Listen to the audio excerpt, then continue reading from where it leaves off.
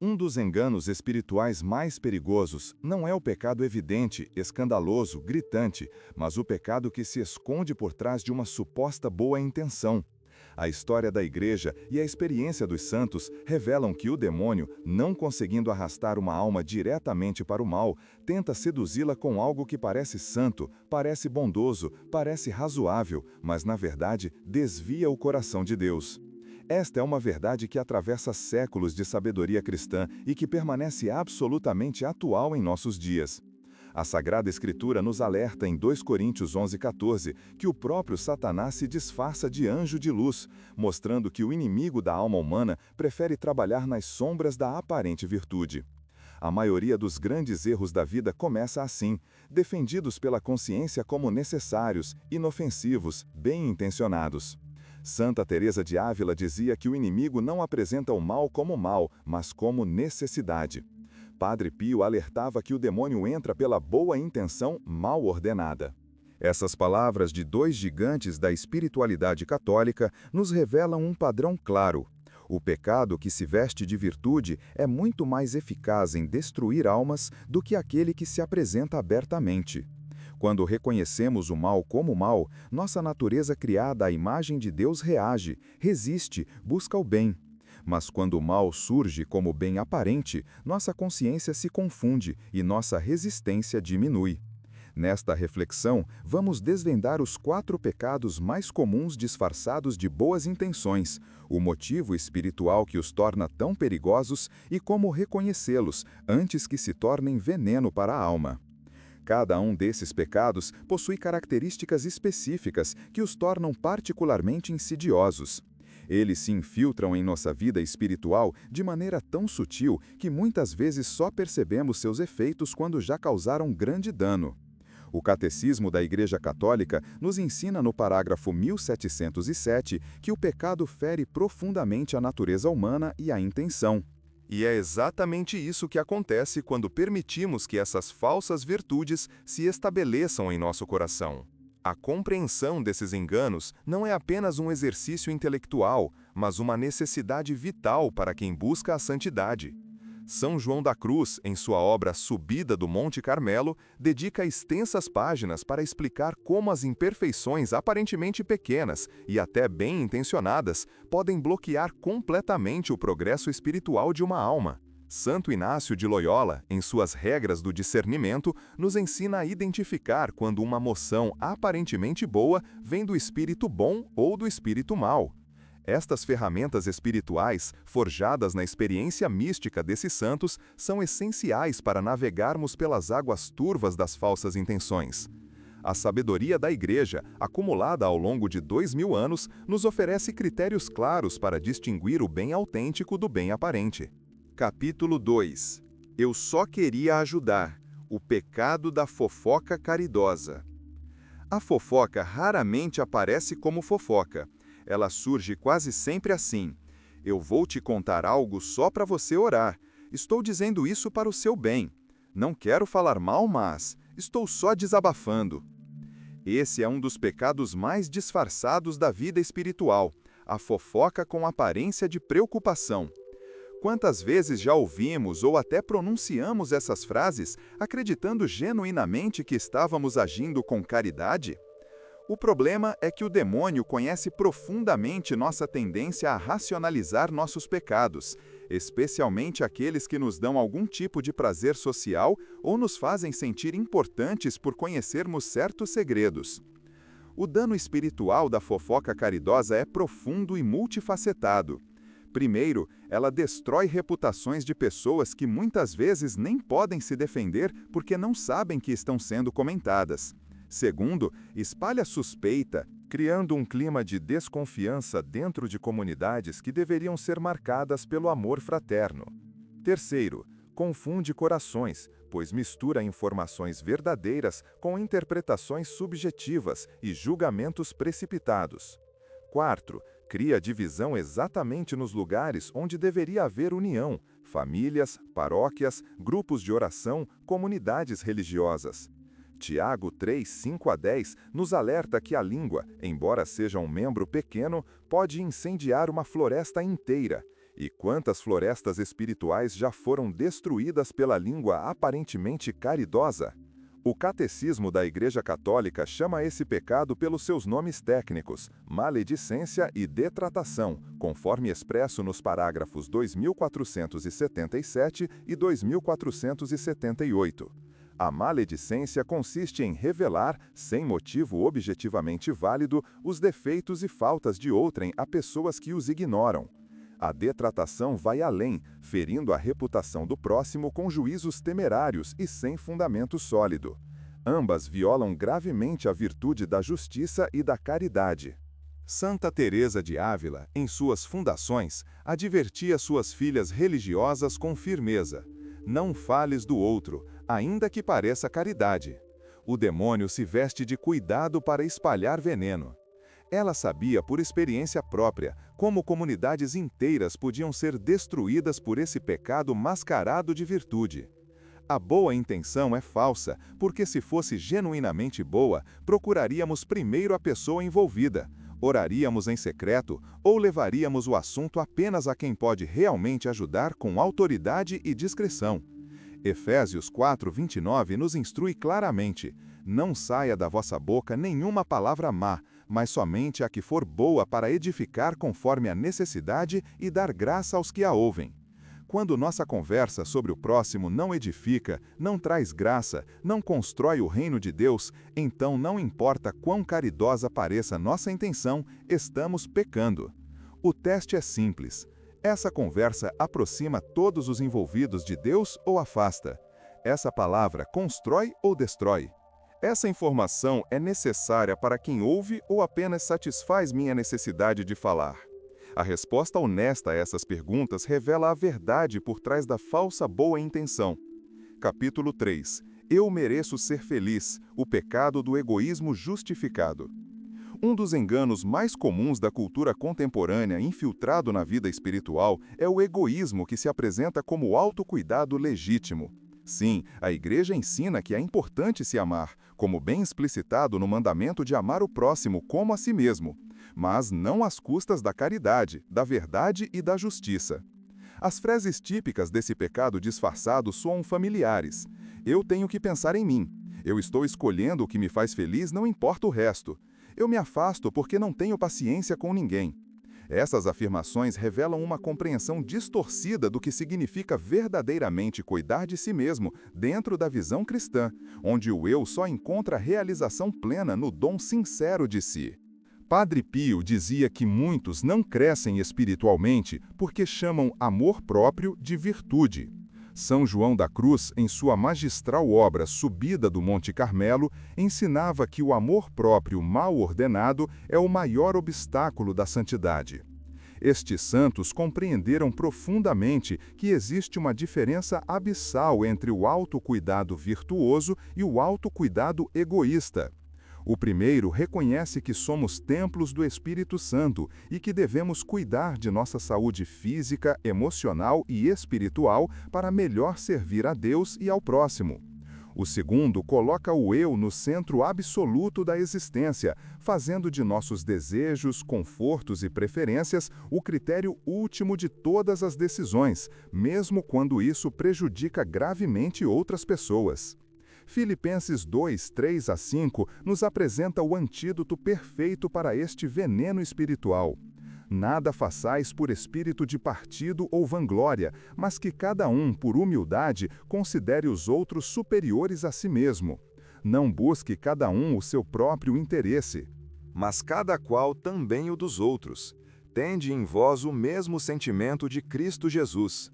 Este é o padrão cristão autêntico. Não há anulação do eu, mas a ordenação do eu segundo o amor. Cristo amava a si mesmo adequadamente, descansava quando necessário, se alimentava, orava pela própria missão, mas tudo isso estava perfeitamente ordenado ao bem do Pai e à salvação da humanidade. Ele nunca usou o autocuidado como desculpa para fugir da cruz que o Pai lhe confiou.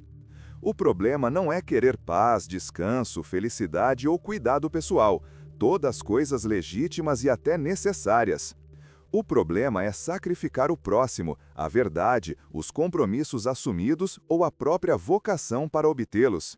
Mateus 16, 24 registra as palavras de Jesus: Se alguém quer vir após mim, negue-se a si mesmo, tome sua cruz e siga-me.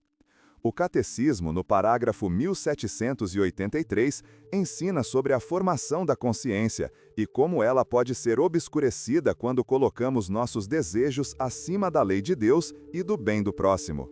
O egoísmo justificado é particularmente perigoso porque nossa cultura o aplaude, nosso mundo o valoriza e nossa natureza ferida pelo pecado original o deseja. Por isso, requer vigilância constante, exame de consciência honesto e coragem para admitir quando estamos usando a linguagem do autocuidado para mascarar pura e simples falta de caridade. Capítulo 4. Eu só estou falando a verdade. O pecado da dureza justificada como sinceridade.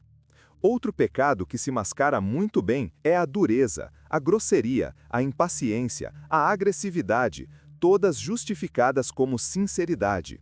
A frase "eu falo na cara" parece virtude para muitos, mas muitas vezes é apenas falta de caridade coberta de honestidade. É crueldade vestida com as roupas da transparência. Nossa cultura valoriza tanto a autenticidade que esquecemos completamente que existe uma maneira cristã de ser autêntico, e essa maneira jamais dispensa a caridade. Efésios 4,15 estabelece o princípio fundamental: dizei a verdade em caridade, ou seja, a verdade e a caridade não são opostas, mas devem caminhar sempre juntas. A verdade sem amor é violência espiritual, pode destruir uma pessoa tão profundamente quanto uma mentira.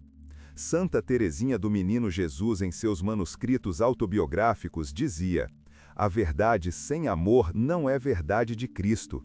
Ela compreendeu que Cristo é simultaneamente a verdade e o amor, e que separar essas duas realidades é trair a própria essência do Evangelho. Muitos acreditam estar ajudando quando corrigem duramente, quando na verdade estão humilhando. A intenção pode até parecer boa na superfície. Eu quero que a pessoa melhore, eu quero que ela veja seu erro. Mas o pecado aparece claramente na falta de misericórdia, na ausência de compaixão, na dureza do tom, na escolha do momento inadequado ou na exposição pública de falhas que deveriam ser tratadas em particular. Mateus 7,12 nos dá o critério de ouro. Tudo o que quereis que os homens vos façam, fazei-o vós a eles. Antes de falar uma verdade dura, deveríamos nos perguntar: eu gostaria de ser corrigido desta maneira, com este tom, neste momento, na frente destas pessoas? Se a resposta honesta for não, então nossa sinceridade não é virtude, é violência. O Catecismo, no parágrafo 2478, nos ensina que o respeito pela reputação das pessoas proíbe toda atitude e toda palavra suscetível de lhes causar um prejuízo injusto. Quantas vezes causamos prejuízos injustos em nome da verdade? Quantas almas foram afastadas de Deus não por mentiras, mas por verdades ditas sem caridade? O equilíbrio entre verdade e caridade não é fraqueza, é sabedoria. Não significa nunca corrigir, nunca confrontar, nunca ser firme. Significa fazer tudo isso da maneira como Cristo faria, com timing correto, tom adequado, intenção pura, método apropriado e sempre visando o bem maior da pessoa. Jesus foi firme com os fariseus hipócritas, mas incrivelmente gentil com a mulher adúltera. Foi duro com os vendilhões do templo, mas compassivo com Pedro, que o negou. Ele sabia exatamente quando usar que abordagem, porque sua motivação era sempre o amor autêntico, nunca a necessidade de afirmar seu ego através da sinceridade brutal. Nossa sinceridade só é virtuosa quando imita a de Cristo, que, sendo a própria verdade, escolheu revelar-se progressivamente, com paciência, respeitando o tempo de cada pessoa, envolvendo a verdade em camadas de amor para que ela pudesse ser recebida e transformar, não destruir. Capítulo 5. É só uma exceção, o pecado da concessão pequena que abre brechas grandes. O quarto pecado é o mais sutil de todos. A pequena concessão. Aquele não tem problema, só desta vez ninguém vai saber. São nesses pequenos atos que o inimigo encontra terreno fértil. Um pequeno exagero na comida ou na bebida, uma pequena mentira para evitar constrangimento, uma pequena preguiça na oração ou nos deveres, uma pequena impureza nos pensamentos ou nos olhares, uma pequena desobediência às orientações recebidas. Lucas 16. 10 estabelece o princípio fundamental: quem é fiel no pouco é fiel no muito, e quem é injusto no pouco é injusto no muito. Este ensinamento de Jesus revela que não existe pecado verdadeiramente pequeno quando se trata de fidelidade a Deus. Santo Afonso de Ligório, doutor da Igreja e mestre da teologia moral, dizia que o demônio não pede muito no início, pede pouco, mas depois exige tudo. Esta é a estratégia clássica do inimigo, a progressão gradual. Primeiro, uma concessãozinha que parece insignificante. Depois, como já fizemos uma vez e nada aconteceu, fazemos de novo. Então aquilo se torna hábito. E quando percebemos, aquela exceção transformou-se em regra, aquela brecha tornou-se porta escancarada, aquele pequeno pecado cresceu e trouxe consigo outros maiores. Mateus 26:41 nos alerta: vigiai e orai, para não cairdes em tentação, porque o espírito está pronto, mas a carne é fraca. A vigilância é especialmente necessária nas pequenas coisas, porque é nelas que nossa carne fraca mais facilmente cede. A pequena concessão se apresenta sempre com boa intenção aparente. Estou cansado, Deus vai entender. Não quero criar problema com ninguém. É só para evitar confusão desnecessária. Essa vez é diferente, tenho um motivo válido. Mas Cristo advertiu com clareza meridiana sobre a importância da fidelidade nas pequenas coisas. O Catecismo, no parágrafo 1803, ensina sobre a vida segundo as virtudes, explicando que uma virtude é uma disposição habitual e firme para fazer o bem. A virtude se constrói exatamente na fidelidade aos pequenos atos e se destrói nas pequenas concessões. Santo Tomás de Aquino explicava que, assim como uma gota constante perfura a pedra, pequenos pecados repetidos escavam profundamente a alma. As pequenas brechas são portas para quedas grandes, porque enfraquecem nossa resistência espiritual, acostumam nossa consciência ao pecado, diminuem nossa sensibilidade moral e criam padrões de comportamento que depois são muito difíceis de quebrar. 1 Coríntios 15:33 nos adverte: não vos enganeis, as más companhias corrompem os bons costumes. Da mesma forma, poderíamos dizer que as pequenas concessões corrompem a grande fidelidade. Cada vez que dizemos sim ao que parece pequeno, mas é errado, estamos treinando nossa vontade a ceder, nossa consciência a se calar e nosso coração a afastar de Deus. O caminho para a santidade não se faz com grandes atos heróicos esporádicos, mas com pequenas fidelidades constantes. E o caminho para a perdição também não se faz com grandes apostasias dramáticas, mas com pequenas traições cotidianas. Capítulo 6. A estratégia do inimigo, porque ele prioriza pecados com boa intenção. O inimigo da alma humana sabe perfeitamente que um pecado facilmente reconhecível pode gerar arrependimento rápido. Mas o pecado com aparência de virtude possui um poder destrutivo muito maior porque engana a consciência, se infiltra na alma sem resistência, se normaliza como algo aceitável, se repete sem culpa e finalmente se torna hábito arraigado. São Paulo, em 2 Coríntios 11:14, revela esta verdade fundamental: o próprio Satanás se disfarça de anjo de luz. Se o príncipe das trevas escolhe esta estratégia, não deveríamos nos surpreender que seus servos e suas tentações também usem o mesmo método de camuflagem espiritual. Santo Inácio de Loyola, em suas regras do discernimento dos espíritos, ensina que o inimigo entra pela intenção.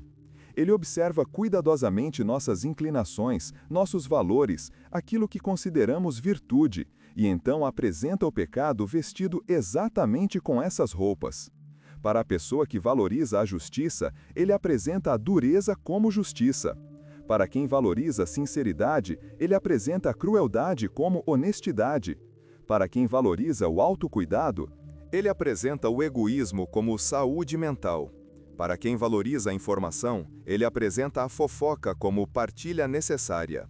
É um estrategista brilhante que conhece profundamente a psicologia humana e usa a nossa própria bondade contra nós. João 8,44 identifica o diabo como mentiroso e pai da mentira desde o princípio.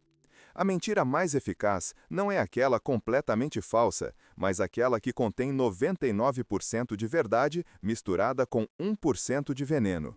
Da mesma forma, o pecado mais eficaz não é aquele completamente mau, mas aquele que parece 99% bom com apenas um pequeno desvio. Este pequeno desvio é suficiente para tirar a alma do caminho de Deus, mas é pequeno o bastante para que a consciência não soe o alarme. O Catecismo, no parágrafo 1707, nos ensina que o homem, ferido na natureza pelo pecado original, está sujeito ao erro e inclinado ao mal. Esta inclinação ao erro se manifesta especialmente em nossa capacidade de racionalizar. Justificar e batizar com nomes bonitos aquilo que no fundo sabemos ser errado. Pecados evidentes ferem a pessoa e a deixam sangrando espiritualmente, o que a leva a buscar cura. Pecados disfarçados a cegam, fazendo-a acreditar que está saudável, enquanto a doença espiritual se espalha internamente. É como a diferença entre um ferimento externo visível e um câncer interno silencioso. O primeiro causa dor imediata e busca-se tratamento. O segundo pode crescer durante anos sem sintomas até que seja tarde demais. Por isso, os santos sempre foram mais severos consigo mesmos nas pequenas imperfeições do que os pecadores são com seus grandes vícios. Os santos sabiam que a verdadeira batalha espiritual se trava no território das intenções, das pequenas escolhas, das justificativas que damos a nós mesmos. Eles sabiam que o demônio tem medo de almas que examinam rigorosamente suas motivações e chamam cada coisa pelo seu nome verdadeiro. Capítulo 7. Reconhecendo o pecado disfarçado. Critérios práticos de discernimento. Como então podemos reconhecer quando uma boa intenção é verdadeira e quando é apenas máscara para o pecado? O primeiro critério é verificar os frutos. Mateus 7,16 nos ensina: pelos seus frutos os conhecereis. Uma ação verdadeiramente boa produz frutos de paz, união, edificação, crescimento espiritual, aproximação de Deus e do próximo. Se minha suposta boa intenção está produzindo divisão, amargura, afastamento, justificativas constantes ou inquietação interior, então não é tão boa quanto parece. O Espírito Santo produz amor, alegria, paz, paciência, bondade, benignidade, fidelidade, mansidão e domínio próprio, conforme Gálatas 5, 22 e 23. Se minha ação não está produzindo esses frutos, devo questionar seriamente minha motivação. O segundo critério é a necessidade de justificação constante. Quando fazemos algo verdadeiramente bom, sentimos paz interior e não precisamos ficar explicando para nós mesmos ou para outros por que fizemos. Mas quando fazemos algo errado, disfarçado de bom, há uma voz interior que nos incomoda, e por isso precisamos constantemente justificar, explicar, racionalizar. Se você se pega repetindo para si mesmo ou "mas eu tinha boas intenções", ou "mas eu só queria ajudar", ou "mas eu precisava fazer isso", preste atenção. A necessidade excessiva de autodefesa interna é frequentemente sinal de que a consciência, mesmo obscurecida, ainda está tentando nos alertar. Romanos 2,15 fala sobre a consciência que acusa ou defende, e devemos aprender a ouvir essas acusações com honestidade.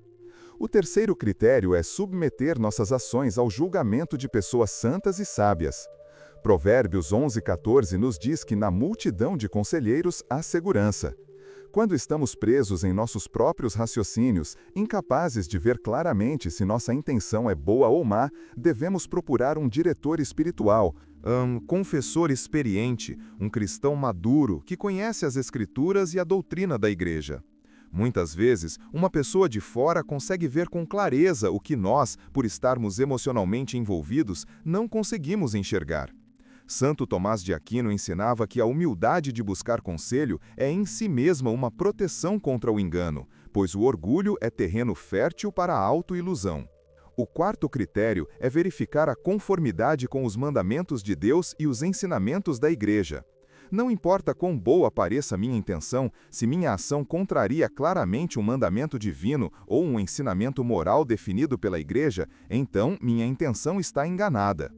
Isaías 5:20 pronuncia ai sobre aqueles que chamam o mal de bem e o bem de mal.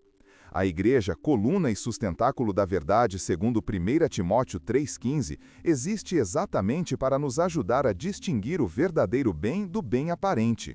Quando colocamos nossa opinião pessoal, nossa interpretação particular ou nosso sentimento subjetivo acima do ensinamento bimilenar da Igreja, estamos em terreno extremamente perigoso. O catecismo não é uma lista de restrições arbitrárias, mas um mapa seguro que nos guia através do campo minado das ilusões morais. Capítulo 8: O caminho da purificação. Como libertar-se dos pecados disfarçados. A libertação dos pecados disfarçados começa com a luz da verdade, e essa luz vem através do exame de consciência honesto e regular.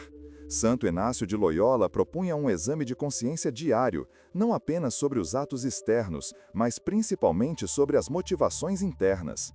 Devemos nos perguntar: por que realmente fiz isso? Qual era a minha motivação verdadeira? A quem eu estava servindo? A Deus, ao próximo ou a mim mesmo? Essas perguntas, quando feitas na presença de Deus e com abertura genuína à verdade, têm poder imenso de desfazer ilusões. Salmo 139, 23 e 24 nos dá a oração perfeita. Sonda-me, ó Deus, e conhece meu coração. Prova-me e conhece meus pensamentos. Vê se há em mim algum caminho mau e guia-me pelo caminho eterno. A segunda etapa é a humildade de reconhecer o pecado sem desculpas. 1 João 1, 8 e 9 nos ensina: se dissermos que não temos pecado, enganamo-nos a nós mesmos e a verdade não está em nós. Se confessarmos os nossos pecados, Ele é fiel e justo para nos perdoar os pecados e nos purificar de toda injustiça. Quantas vezes, mesmo quando a luz da verdade nos mostra nosso erro, ainda resistimos com orgulho? Ainda tentamos manter alguma justificativa? Ainda queremos preservar nossa autoimagem de pessoa boa? A verdadeira conversão exige que chamemos o pecado pelo seu nome. Não foi boa intenção, foi fofoca. Não foi autocuidado, foi egoísmo. Não foi sinceridade, foi crueldade. Não foi exceção justificável, foi concessão ao pecado. Essa honestidade brutal consigo mesmo é libertadora. A terceira etapa é o sacramento da reconciliação, onde levamos nossos pecados, inclusivo e especialmente aqueles bem-intencionados, para serem purificados pelo sangue de Cristo. O Catecismo, no parágrafo 1455, nos ensina que a confissão dos pecados é, em si mesma, libertação e promove a reconciliação.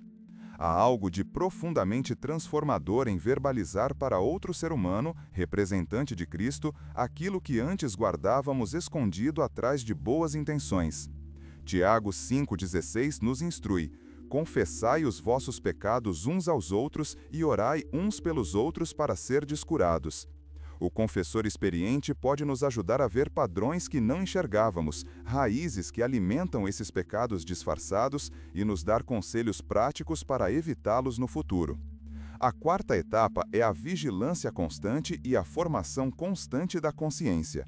O Catecismo, no parágrafo 1783, ensina que é preciso formar a consciência e esclarecer o juízo moral.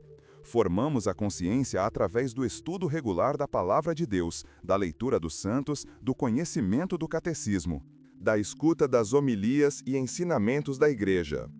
Uma consciência bem formada reconhece mais facilmente quando uma intenção que parece boa está realmente a serviço do mal. Precisamos pedir ao Espírito Santo, diariamente, o dom do discernimento. Hebreus 5,14 nos diz que o alimento sólido é para os adultos que, pela prática, têm as faculdades exercitadas para discernir não somente o bem, mas também o mal.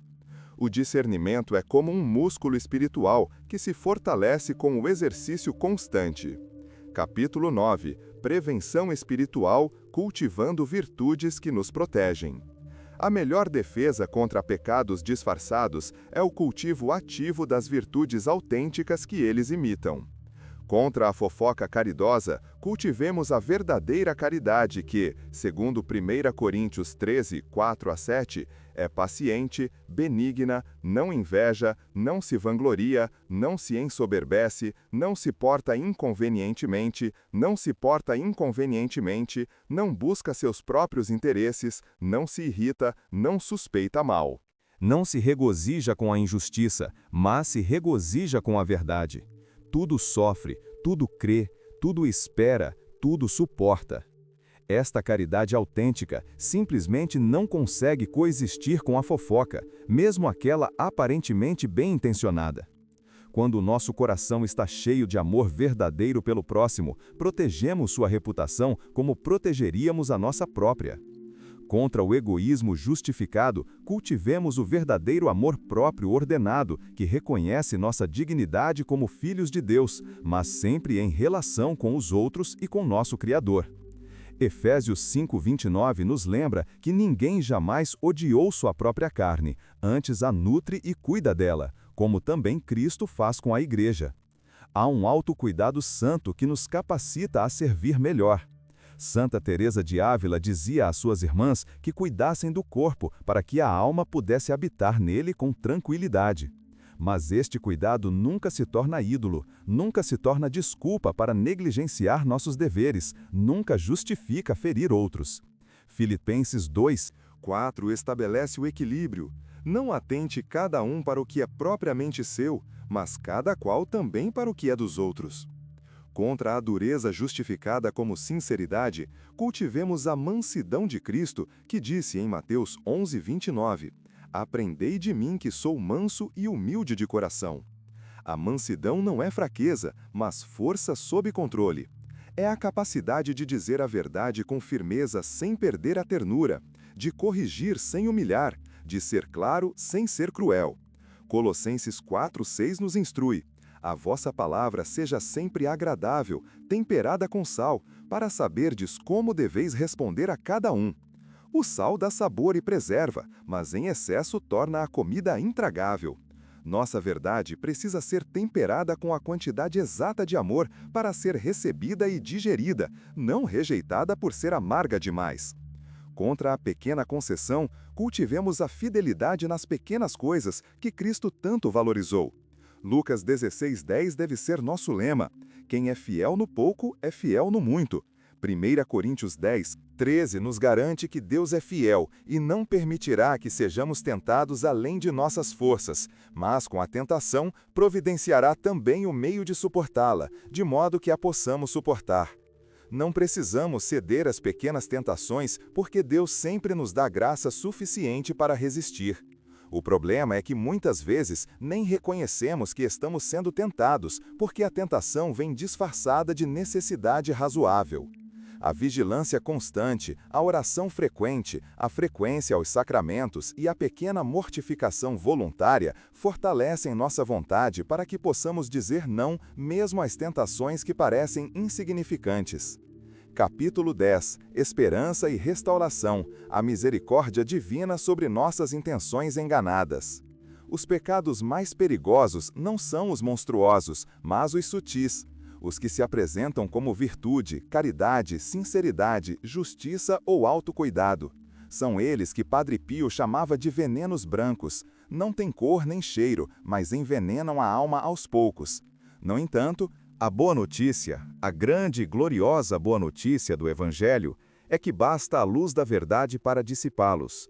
João 8,32 nos promete: conhecereis a verdade e a verdade vos libertará.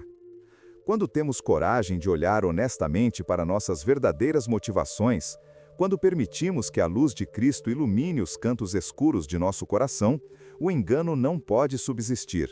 A verdade tem poder próprio de libertar. Basta humildade para reconhecer esses pecados disfarçados. Deus não condena quem cai por ignorância, mas ilumina, cura e restaura.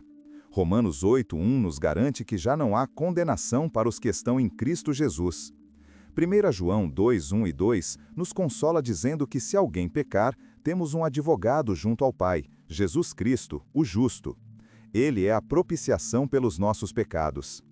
Nossa falibilidade, nossa tendência a nos enganar, nossa capacidade de racionalizar o mal como bem, tudo isso já foi previsto e providenciado na economia da salvação. Jesus Cristo morreu exatamente por pecadores como nós, que pecamos não apenas por malícia aberta, mas também por ignorância, fraqueza e auto-engano. Basta uma pequena conversão para expulsar esses venenos brancos. Não precisamos de transformações dramáticas e instantâneas. Provérbios 24:16 nos diz que o justo cai 7 vezes e se levanta. Cada vez que reconhecemos uma boa intenção falsa, cada vez que chamamos nosso pecado pelo nome verdadeiro, cada vez que nos confessamos e recomeçamos, estamos crescendo em santidade. São Francisco de Sales ensinava que devemos ter paciência com todos, mas especialmente conosco mesmos. A vida espiritual não é uma corrida de velocidade, mas uma maratona. O importante não é nunca cair, mas sempre levantar. E Deus transforma até os enganos em sabedoria quando os entregamos a Ele com coração contrito. Senhor, purificai minhas intenções, iluminai meus passos e guardai meu coração na verdade. Esta seja a nossa oração constante. Salmo 51:10 nos ensina a pedir: cria em mim, ó Deus, um coração puro e renova dentro de mim um espírito firme.